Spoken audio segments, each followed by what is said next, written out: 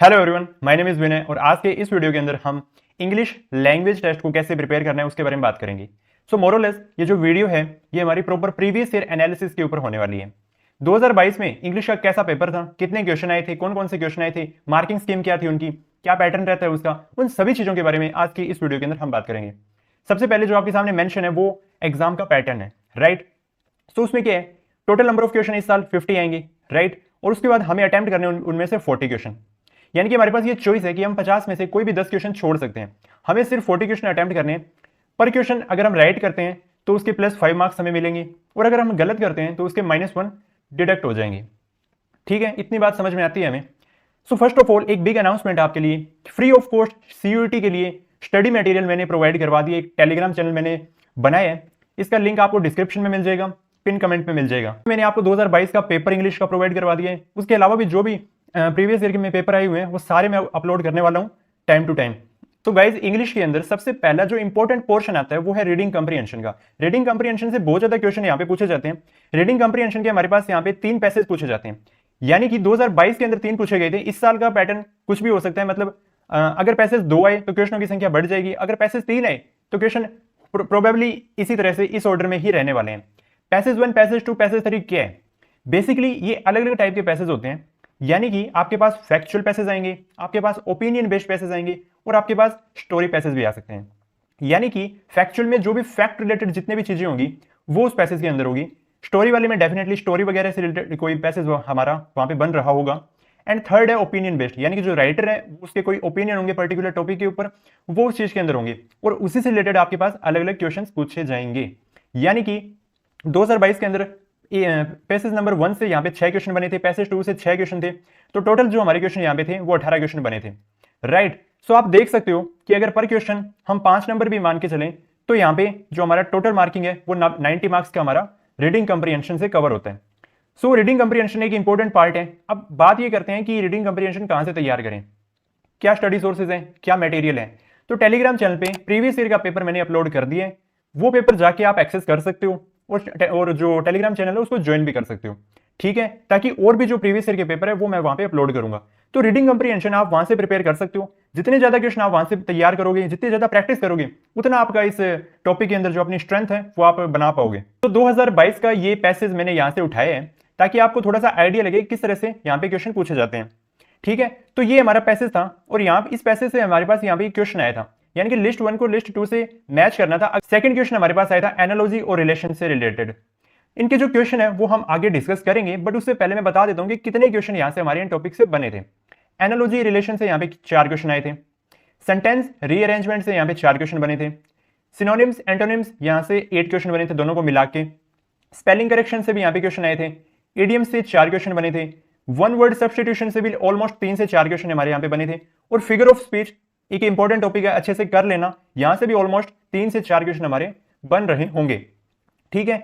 सो मैंने आपको स्टार्टिंग में बताया था कि ये जो सारी चीजें हैं आप इजीली इंटरनेट से एक्सेस कर सकते हो। हमारे पास इतना समय नहीं है कि हम इन डेप्थ जाके इन टॉपिक्स को तैयार करें।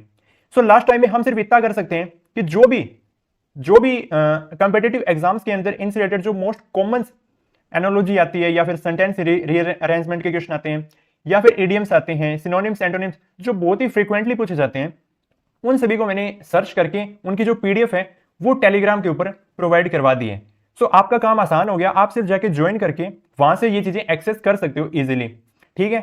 उनमें से आप कम 50 से 100 क्वेश्चन भी तैयार कर लेते हो तो वो एक बहुत ही बेटर चीज हमारे लिए निकल के आएगी, राइट। और फिर भी अगर आपके पास टाइम बचता है तो आप 100 से ज्यादा भी कर सकते हो। अब हम बात करते हैं कि इनसे रिलेटेड किस तरह के क्वेश्चन हमारे पूछे गए थे। सो प्रीवियस ईयर में आए हुए कुछ क्वेश्चन हम देख लेते हैं ताकि हमें आइडिया लगे कि किस तरह से क्वेश्चन हमारे पास पूछे जाते हैं।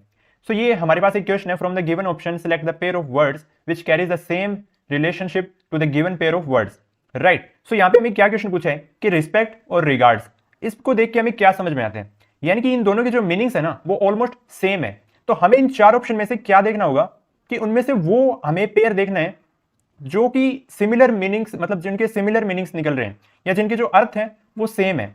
तो अगर हम यहाँ पे देखें तो जो स्टेन और स्पॉटलेस है वो ऑपोजिट है, रेन और रिपेयर ऑपोजिट है, रिग्रेट और रिजॉइस ऑपोजिट है। तो हमारा यहाँ पे आंसर हो जाएगा डिटेक्ट और डिस्पाइट, यानी कि इनके जो मीनिंग है वो ऑलमोस्ट सेम है।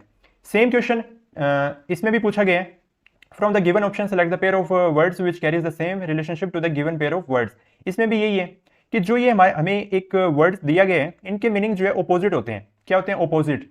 तो हमें यहाँ पे क्या देखना होगा? चार ऑप्शन में से वो पेयर देखना है जिनमें इनके मीनिंग जो है अपोजिट है। जिनके मीनिंग सेम है वो हम छोड़ेंगे और जिनके मीनिंग अपोजिट है वो हमारा आंसर होगा। कि from the given option select the one which is similar in meaning to the given words. जैसे ये हमें वर्ड पूछ लिया कि सोफेस्टिकेटेड, तो इससे मिलता जुलता वर्ड या जो जिसका मीनिंग सेम हो वो कौन सा है? सिंपल।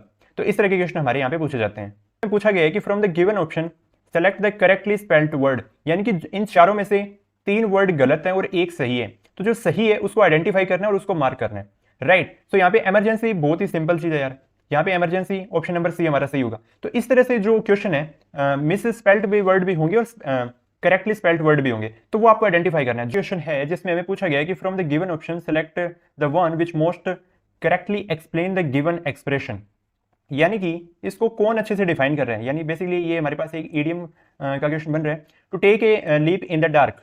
तो इसमें से 4 ऑप्शन में से जो इससे रिलेटेड है, जिसका हिडन मीनिंग यहाँ पे दिख रहा है हमें, मतलब डायरेक्टली न लिख करके इनडायरेक्टली कुछ ना कुछ चीजें लिखी हुई होती है, तो वो अगर आप जो मैंने प्रोवाइड करवाई है आपको लिस्ट, उनमें से आप मोस्ट पॉपुलर भी पढ़ के चले जाते हो ना, तो आपको आइडिया लग जाएगी किस तरह से इन क्वेश्चन को टैकल करना है, राइट। सो इसका जो ऑप्शन होगा वो हमारे पास सी होगा, to do something without being certain of the outcome and result. अगला क्वेश्चन हमारे पास वन वर्ड सब्स्टिट्यूशन का है, जिसमें आपके पास एक सेंटेंस दिया होगा और आपको उसको एक वन वर्ड में डिफाइन करना है। जैसे यहाँ पे ये हमारे पास क्वेश्चन आया था पिछली बार, जिसमें पूछा गया था रिकरिंग एवरी 10 ईयर। तो क्या होता है जो हर 10 सालों के अंदर रिपीट होते हैं उसको क्या बोलते हैं? डेकेनियल, राइट। तो इसका ऑप्शन नंबर हमारे पास सी होगा। तो इस तरह से आपके पास क्वेश्चन होंगे जो आपको अटेम्प्ट करने हैं। 2022 के अंदर जो पेपर था वो मैंने आपके सामने यहाँ पे डिस्कस किया है, बट कोशिश करना कि ये जो पेपर है मैंने ऑलरेडी टेलीग्राम पे अपलोड कर दिया है, तो वहाँ टेलीग्राम पे जाके आप इसको एक्सेस कर सकते हो और कोशिश करो कि हर एक क्वेश्चन इस चीज का आप कर लो। इससे आपकी अच्छी प्रैक्टिस हो जाएगी क्वेश्चनों को करने की। इसके अलावा जो मोस्ट कॉमन सिनोनिम्स, एंटोनिम्स और इडियम्स हैं, उनकी प्लेलिस्ट भी मैंने वहां पे अपलोड कर दी है। बेसिकली जो भी पीडीएफ है वो ऑलरेडी आपके पास अवेलेबल है, तो आप जाके अच्छे से उनको एक्सेस कर सकते हो। टेलीग्राम चैनल का नाम मैंने ऑलरेडी मेंशन कर दिया है, विनय कासनिया, एंड ऑलरेडी आपको जो डिस्क्रिप्शन में लिंक है उसका मिल जाएगा, पिन कमेंट में भी मिल जाएगा। Thank you very much for watching.